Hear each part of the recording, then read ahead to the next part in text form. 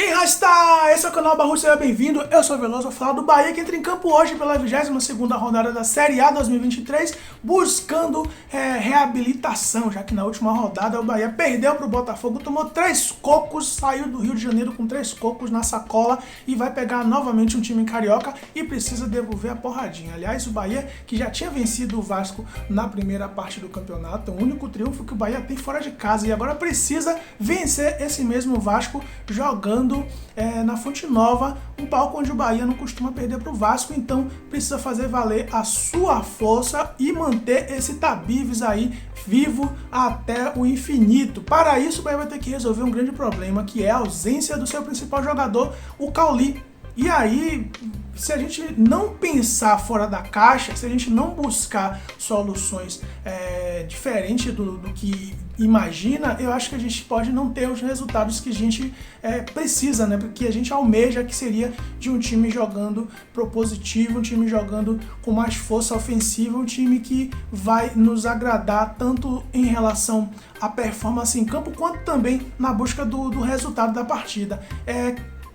Substituir simplesmente o Cauli pelo Cittadini. Eu acho que o Léo Cittadini, apesar de ter vindo para suprir essa necessidade depois da saída do Danielzinho, eles não têm as mesmas características e, sinceramente, também não tem a mesma qualidade técnica. Isso pode influenciar muito na busca desse resultado que eu havia falado. Então, o que é pensar fora da caixa? O que é pensar fora da caixa, senhor Renato Paiva? É buscar ousadia, é buscar fazer com que o time adversário, que provavelmente deve estar acreditando nessa escalação, com apenas o Cittadini diferente do jogo dos atletas que vai ter utilizado nas partidas anteriores, é tentar buscar algo novo. A gente tem aí o Luciano Juba. Na minha opinião, não vai estrear, por mais que ele seja relacionado, talvez esteja sendo relacionado apenas por uma falta de jogadores, porque no cenário normal, acredito que o senhor Renato Paiva não iria o relacionar, porque foi isso que aconteceu quando o Camilo Cândido chegou, estava também jogando na sua equipe lá no Nacional, e quando chegou não foi relacionado logo porque o senhor Renato Paiva alegou que ele precisava entender o estilo de jogo dele, diferente do Gilberto, que já tinha a mesma escola lá do Benfica de Portugal. Então acho que ele utilizaria esse mesmo argumento, só que o Bahia sem o Cauli precisa de um jogador com uma qualidade técnica muito boa, e o Juba é esse cara, pelo menos mostrou isso no Sport, mostrou isso na Série B, quando em 53 partidas conseguiu fazer 20 gols e 18 assistências. Então é um jogador desse que não pode ficar de fora, e ele tá muito motivado para jogar, então tem que manter o cara ali sim relacionado. Se vai começar de primeira, eu já não sei. Se começar de primeira, pra mim tá ótimo, porque se o jogador tem esses números é porque tem qualidade. Então a gente vai desperdiçar qualidade por quê? Por que esperar o segundo tempo? Porque isso pode ser ruim com relação à questão de gestão de grupo, né? Porque o cara acabou de chegar, o Cittadini é um jogador ali imediato, né, uma substituição imediata do Cauli, em tese, e aí vem o Juba na mesma semana que vem, consegue essa titularidade, pode ser um agente desmotivador do atleta Cittadini, e que isso pode influenciar negativamente para o decorrer do campeonato, mas precisa ser conversado que as características são diferentes, e a característica que talvez o Bahia precise para essa partida seja uma característica desse jogador, desse Juba, do Luciano Juba, que se jogar, eu acredito que deva cair ali mais pela ponta esquerda, que é o lugar onde o Biel joga. O Biel poderia ser trazido ali mais para o meio, né? Jogando ali mais na posição que o Cauli costuma jogar. Mantinha o Ademir na ponta, que na minha opinião também tem deixado a desejar. Isso vai fazer com que a gente precise sacar alguém. E quem seria esse alguém? Na minha opinião, sacaria o centroavante, que não tem feito o papel de centroavante, seja ele quem for. Ou Mingote ou Everaldo. Botaria um ratão ali no meio para tentar cavar um gol, buscar um gol. É um cara que pode dar adaptado nessa posição, pode dar mais resultado do que tem dado o Everaldo e o Mingote, principalmente o Everaldo. Então essas seriam as mudanças principais que eu faria no time para buscar o resultado. Se daria certo é outra história, porque isso é uma aposta, não é o que o Bahia vem jogando, não é as posições que o Bahia tem utilizado nas últimas partidas. O Juba jamais jogou no Bahia, jamais jogou Acho que nunca jogou na Série A, tá? Eu não tenho certeza, mas acredito que jamais jogou na Série A. E o Biel não tem... Por mais que ele consiga jogar naquela posição, não é a posição que ele costuma jogar também. Pode estar perdido. E isso também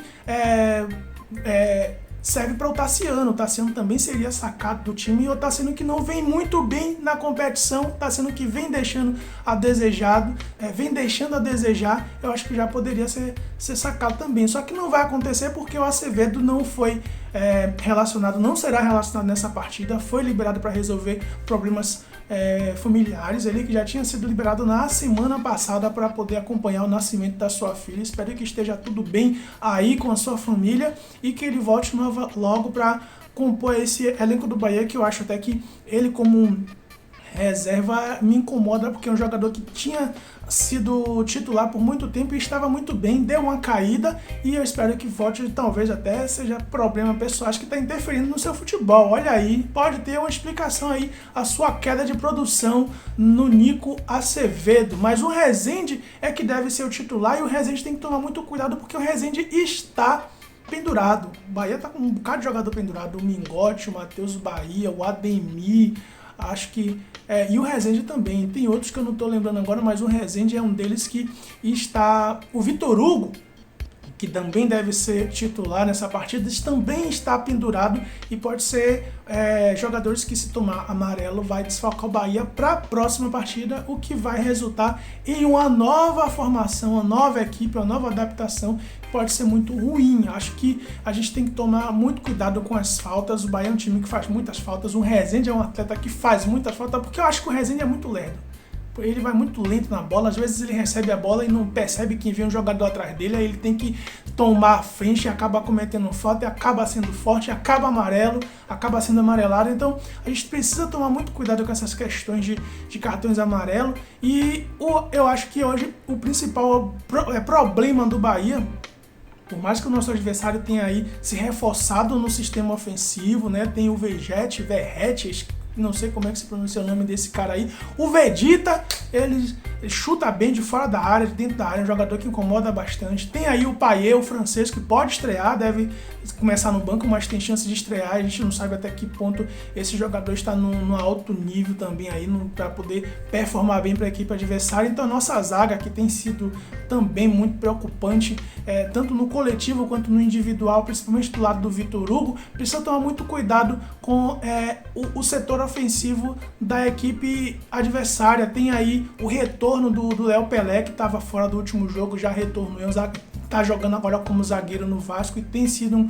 uma liderança ali naquela zaga. Então a gente também terá que ter muito cuidado com esses jogadores. E por mais que a gente saiba que jogando dentro de casa o Bahia costuma ser forte, costuma ter uma boa performance, e até jogou com esse ímpeto contra equipes muito mais fortes, como foi o caso do Bragantino, onde o Bahia conseguiu fazer 4, que poderia ter feito mais e poderia ter tomado também, mas eu acho que tem que dar tudo certo para que o Bahia consiga manter esse tabives aí contra a equipe do Vasco e ter muito cuidado para não sair atrás do placar, porque se caso isso acontecer, aí o cenário muda, aí o Bahia se desespera, aí o Renato Paiva também não consegue fazer as mudanças e tudo dá errado. Esperemos que não dê nada errado. Vamos esperar a escalação do Bahia para saber quais serão os nossos pontos fortes e quais serão os nossos próximos passos. Mas isso aí é assunto para outro vídeo. A gente vai esperar lá no aquecimento, porque hoje tem Bahia. Bora Bahia, bora Barruts. Veloso, fui!